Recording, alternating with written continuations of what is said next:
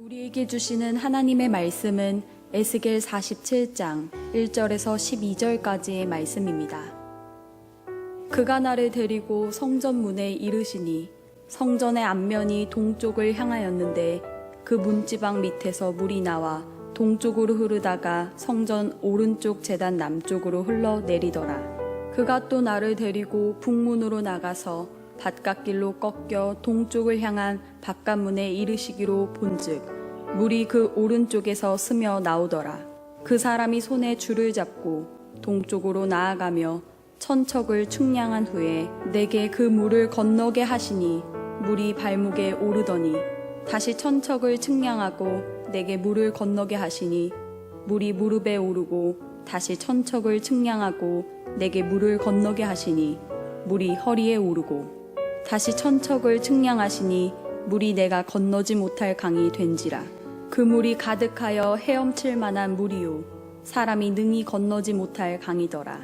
그가 내게 이르시되 인자야 내가 이것을 보았느냐 하시고 나를 인도하여 강가로 돌아가게 하시기로 내가 돌아가니 강 좌우편에 나무가 심이 많더라. 그가 내게 이르시되 이 물이 동쪽으로 향하여 흘러 아라바로 내려가서 바다에 이르리니 이 흘러내리는 물로 그 바다의 물이 되살아나리라. 이 강물이 이르는 곳마다 번성하는 모든 생물이 살고 또 고기가 심이 많으리니 이 물이 흘러 들어가므로 바닷물이 되살아나겠고 이 강이 이르는 각처에 모든 것이 살 것이며 또 이 강가에서 어부가 설 것이니 엔게디에서부터 에네글라임까지 그물 치는 곳이 될 것이라. 그 고기가 각기 종류를 따라 큰 바다의 고기같이 심이 많으려니와 그 진펄과 개펄은 되살아나지 못하고 소금 땅이 될 것이며 강 좌우가에는 각종 먹을 과실나무가 자라서 그 잎이 시들지 아니하며 열매가 끊이지 아니하고 달마다 새 열매를 맺으리니 그 물이 성소를 통하여 나옴이라. 그 열매는 먹을 만하고 그 잎사귀는 약재료가 되리라. 이는 우리에게 주시는 하나님의 말씀입니다. 아멘. 지난 주간에 우리나라에 좋은 일이 있었습니다. 남북 정상이 만나서 회담을 하고 이 땅에 더 이상은 전쟁이 없게 하자라고 하는 그런 내용의 약속을 했습니다. 좋은 일인데 그동안 우리가 하도 그렇게 만나서 약속을 하고 또 원점으로 돌아가고 이런 일들이 많아서 우리의 마음에 정말 평화가 올까 하는 그런 마음이 또 들기도 합니다. 그럼에도 불구하고 이 땅에 평화가 와야 할 줄로 믿습니다. 이스라엘 백성들은 늘 인사할 때 샬롬이라고 인사합니다. 샬롬이라고 하는 말은 평화, 평강이 당신과 함께하기를 이런 뜻입니다. 그들이 말하는 평화, 평강은 하나님께서 주시는 것입니다. 사람이 아무리 마음으로 계획할지라도 하나님께서 우리에게 평강을 주시지 않으면 안 될 줄로 믿습니다. 그래서 오늘 이 시간에는 우리가 이 나라의 이 땅의 평화와 평강을 비는 그런 인사를 함께 나누었으면 좋겠습니다. 이 시간에 옆에 계신 분들과 3분 이상 인사하시면서 우리 샬롬 이렇게 인사하겠습니다. 샬롬, 샬롬, 샬롬. 할렐루야. 우리가 평화를 간구하며 인사했으니까 하나님께서 우리 이 나라에 또 우리 교회 가운데 우리의 삶 가운데 평강을 주실 줄로 믿습니다. 오늘은 우리 교회 설립 40주년을 맞이해서 특별히 마이너리티 리포트 시리즈 7번째 시간인데 에스겔의 말씀으로 함께 은혜를 나누려고 합니다. 우리가 이렇게 평강을 빈 것처럼 그동안 우리나라가 이제는 서로 죽이기 위해서 죽이는 일들을 해오고 또 포탄을 만들고 미사일을 만들고 군사력을 증강했는데 앞으로는 생명의 역사만 있어야 할 줄로 믿습니다. 우리가 그런 의미에서 오늘은 에스겔의 말씀을 골랐는데 우리 교회도 이 생명의 역사를 만들어가는데 귀한 일을 감당하는 교회가 됐으면 좋겠다, 그런 마음으로 말씀을 준비했습니다. 짧은 영상을 하나 준비했는데 그 영상을 보시고 말씀을 나누도록 하겠습니다.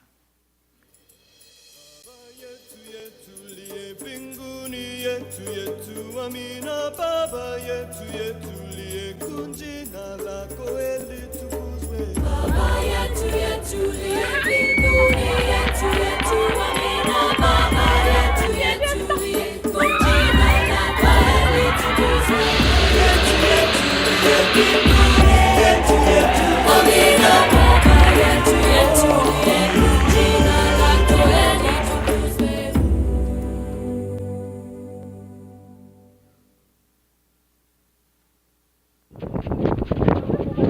비행기만 18시간, 케냐의 나이로비에서 또 버스로 18시간을 달려 도착한 부부부 마을. 하루 만에 다시 1시간 거리인 쿰비 마을로 향한다. 이동 시간은 예배하고 기도하는 시간이다.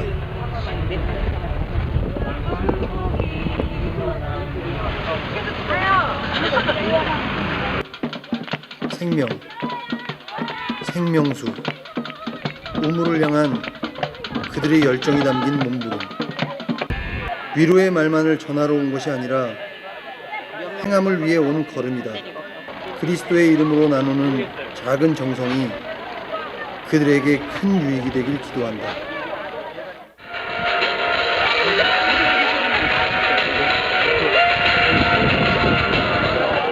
이 땅에서 언어는 더 이상 장벽이 아니었다. 이들을 통해 복 주시는 하나님을 만났다.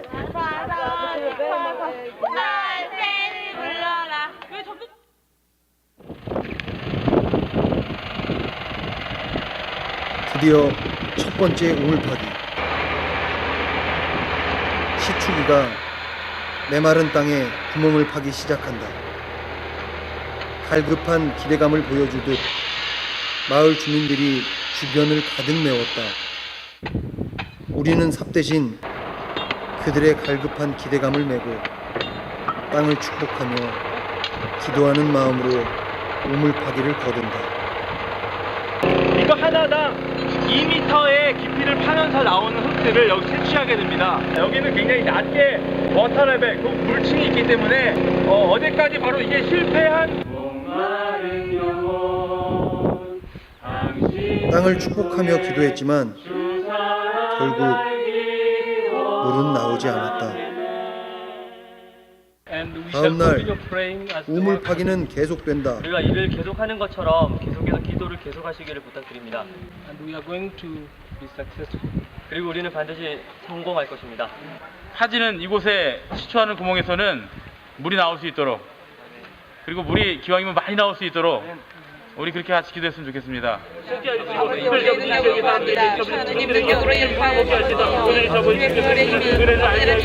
아버지 하긴에게도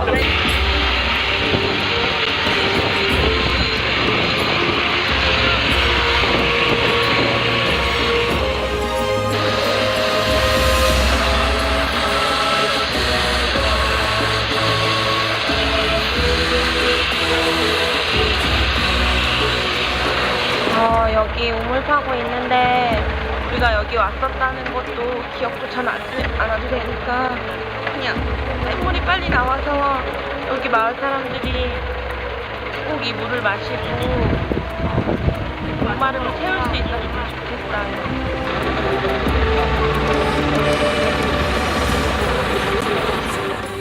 물이 나오는 것까진 보지 못하고 돌아왔지만 후에 성공했다는 소식을 전해 들었다. 땅에서 깨끗한 물이 뿜어져 나오고 마을 사람들이 환호하는 모습을 기쁨으로 상상하며 마음속에 그려넣는다.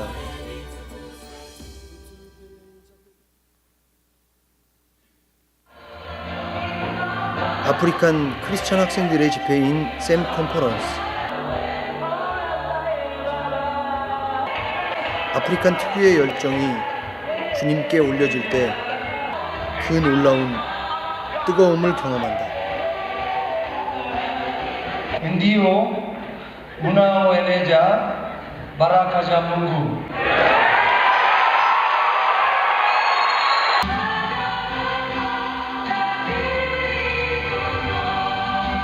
샘 컨퍼런스에서 기립박수를 받은 팀은 우리가 처음이란다. 그 감격보다 아프리카의 젊은이들과 함께 예배한다는 감격이 더욱 크다.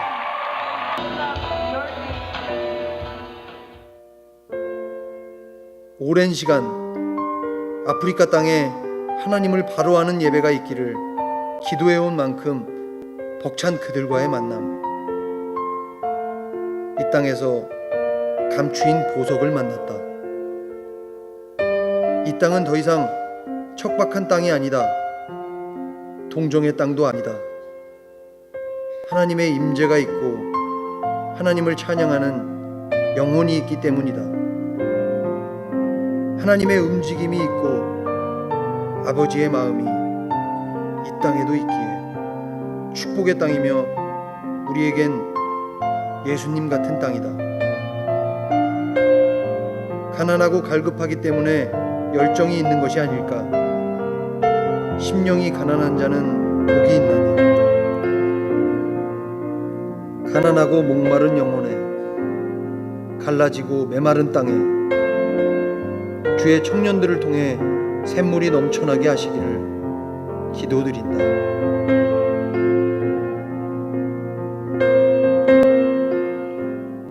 함께 보신 영상은 제가 2010년도에 청년들을 인솔해서 팀앤팀이라고 하는 NGO 단체를 통해서 아프리카 우물 파기 사업에 다녀온 그런 영상입니다. 16일 동안 다녀왔는데 저 때가 제 인생에 가장 얼굴이 까맸던 시기입니다. 16일 동안 가서 3박 4일 동안은 그 샘 컨퍼런스라고 하는 아프리칸 기독교 크리스찬 청년들의 컨퍼런스에 함께 예배하는 일을 했고, 열흘 동안은 저희가 우물을 파러 다니는 그런 일을 했습니다. 저희가 우물을 파러 다녀온 곳은 아프리카 케냐의 홀라라고 하는 지역인데, 적도 바로 아래에 있어서 굉장히 덥고 거의 사막화가 다 진행된 그런 땅이었습니다. 무려 열흘 동안 우물을 파러 다녔는데 결국은 성공하지 못하고 돌아왔습니다. 여러분들 보시면서 분명히 물이 나오는 걸 봤는데 이렇게 생각하실 겁니다. 파는 곳마다 물은 나왔는데, 물이 나온다고 우물을 파놓으면 오히려 큰 불행이 찾아올 수 있기 때문에 적당한 우물을 찾지 못해서 저희가 그냥 덮고 다시 돌아와야만 했습니다. 보통 우물 하나로 5개의 부족들이 쓸 수 있는 그런 우물이 나와야 되는데, 매장된 지하수가 적은 경우에는 이제 한 부족만 쓸 수밖에 없기 때문에 여러 부족들이 서로 그 우물을 차지하기 위해서 부족 간의 유혈 사태가 벌어집니다. 저희가 이 우물을 파러 가는 중간에 그 웅덩이가 있다고 해서 그 더러운 웅덩이 하나를 보러 갔는데, 그 웅덩이를 지키는 그 부족이 굉장히 저희를 경계하고 처음에는 안 보여주겠다고, 못 보여주겠다고 그렇게 이야기를 했습니다. 5시간을 설득한 끝에 저희가 가서 웅덩이를 봤는데, 그 웅덩이가 정말 물이 시커멓고 낙타, 짐승들, 사람들이 다 거기서 물을 퍼먹는, 정말 우리 같으면 한 모금도 입에 댈 수 없는 그런 웅덩이였습니다. 그런데 그 웅덩이에서라도 물을 푸겠다고 30km, 40km 되는 거리에서 걸어서 물동이를 들고 오는 사람들이 있을 정도로 그렇게 갈급합니다. 그리고 그런 다 썩어가는 웅덩이 하나 때문에 수천 명이 죽는 그런 전쟁이 벌어지는 그런 땅이었습니다. 그래서 시추기로 우물을 이렇게 구멍을 뚫고서 지하수의 매장량을 조사한 다음에 물이 충분하면 그때 거기에 우물을 만들기 때문에 우물 하나를 파는 일이 굉장히 어려운 일이었습니다. 다행히 우리가 다녀온 일주일 뒤에 매장량이 충분한 지하수를 발견해서 우물을, 펌프를 설치했다고 하는 그런 소식을 듣게 됐습니다. 더욱이 이곳에서 사역을 하는 게 어려운 이유는 이 아프리카 홀라 지역이 아주 무슬림의 대표적인 지역 중에 하나입니다. 교회 단체가 선교를 한다고 하는 것은 굉장히 위험한 일입니다. 목숨을 걸고 해야 되는 그런 일입니다. 이 지역의 사람들을 소말리 부족이라고 부르는데, 이들이 미국의 9.11 테러가 일어났을 때 하늘에 막 총을 쏴대면서 우리가 미국을 이겼다 이렇게 막 소리치던 바로 그 사람들입니다. 무슬림 중에서도 아주 위험한 종파에 속하는 사람들이고, 청년들이 거의 총을 들고 다니는 그런 무서운 곳이었습니다.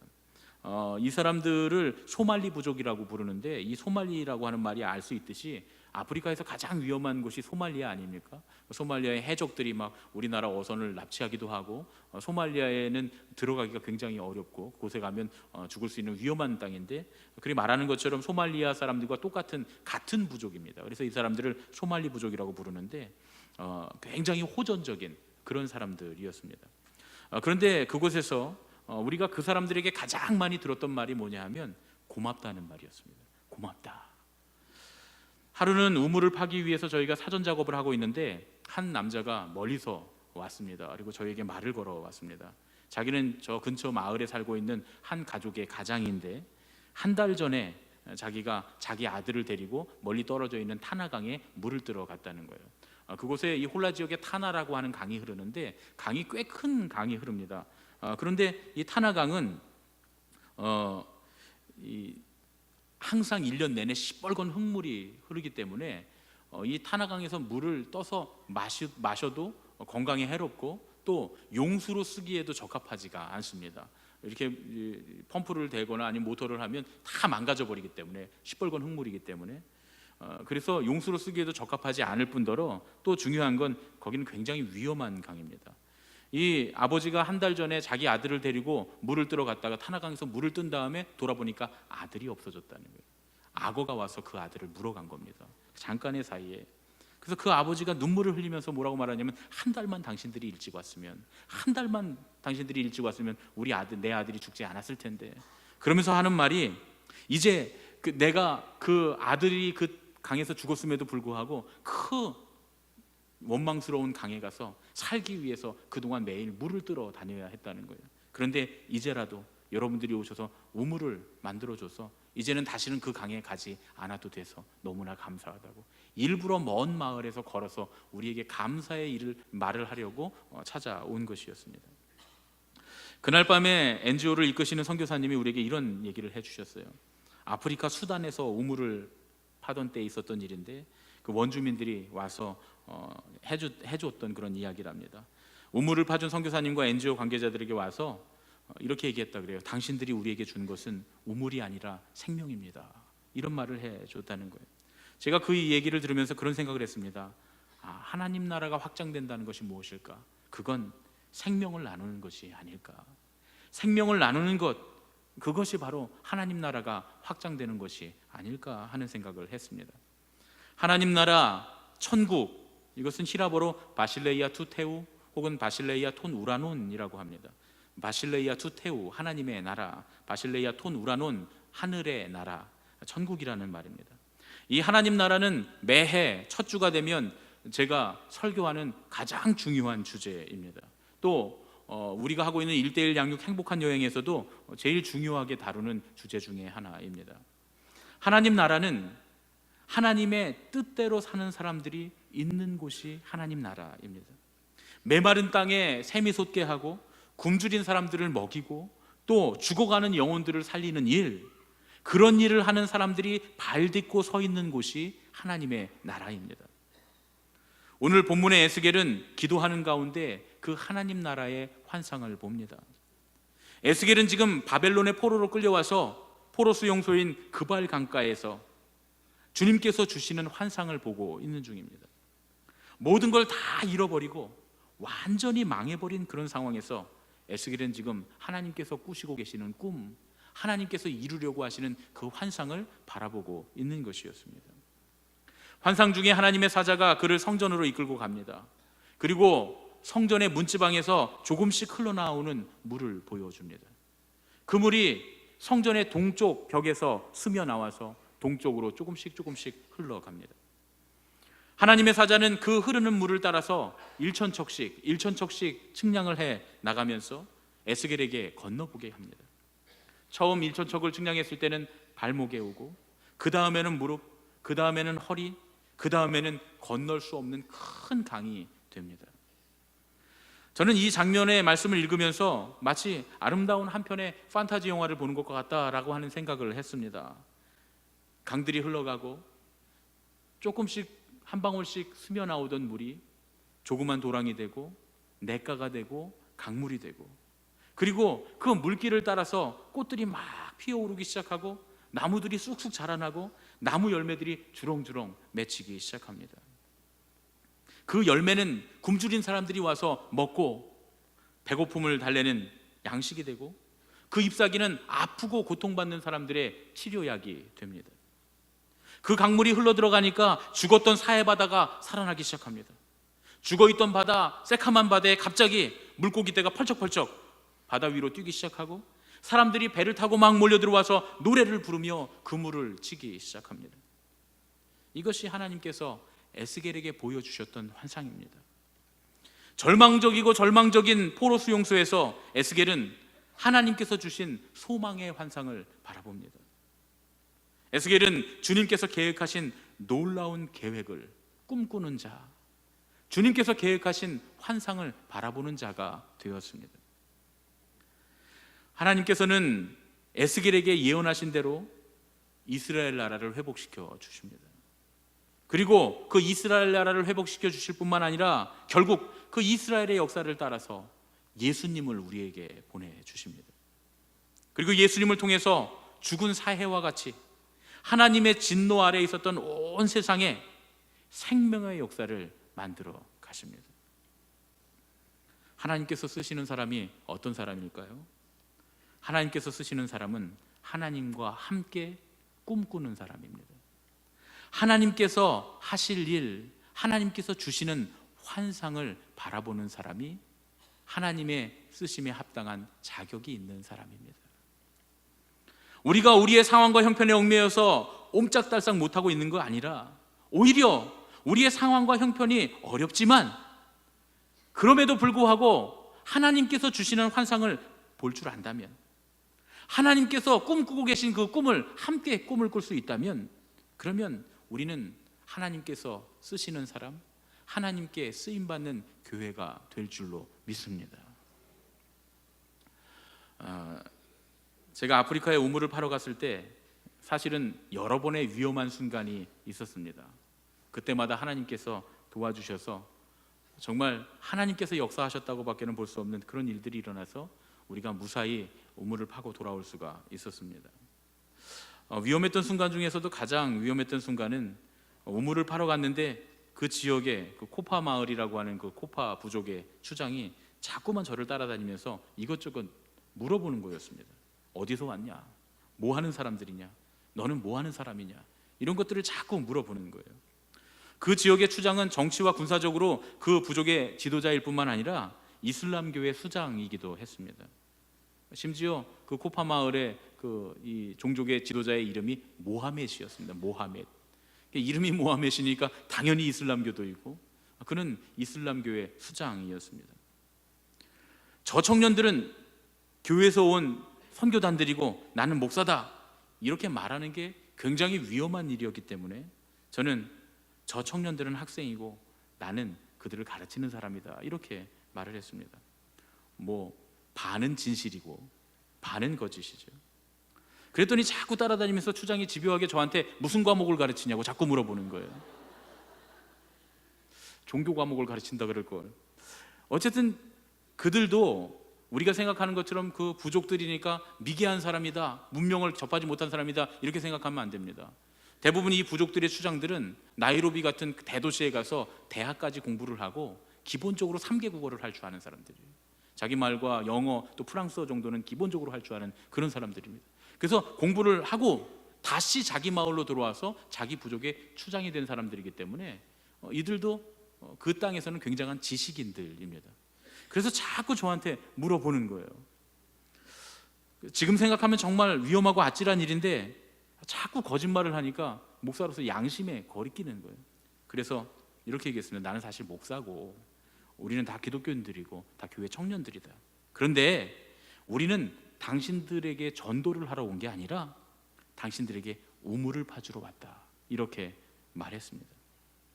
그런데 그랬더니 그 사람이 저를 쳐다보면서 환하게 웃는 거예요. 그러면서 그 모하메드가 저한테 이렇게 말했습니다. 사실 나도 다 알고 있었다. 다 알고 있었겠죠. 왜냐하면 나이로비는 그 나이로비에 사는 시민의 70%가 기독교인이거든요. 그러니까 자기가 도시에서 공부를 할 때 이미 기독교인 친구들도 많이 있었을 겁니다.